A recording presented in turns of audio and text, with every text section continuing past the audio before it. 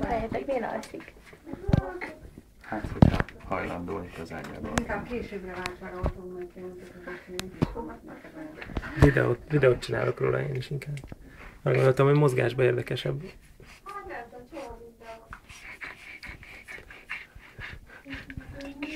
Annyi levegő nincs is, amennyit beszélünk.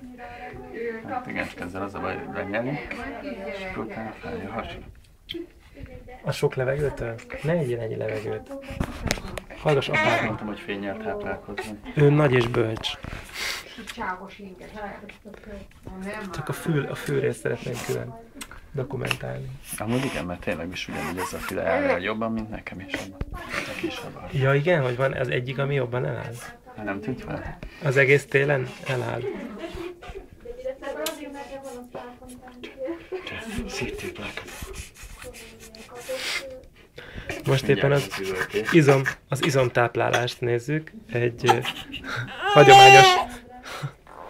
Mert úgy látom, anyára van szükség, lehet nem sokára.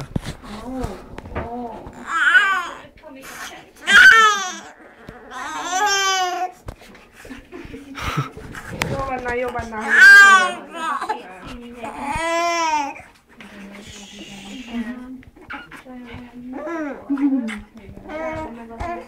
Melegen, ha nem húznak, akkor jöhet. Striptease-t is elkaptunk, pont szerencsés idő.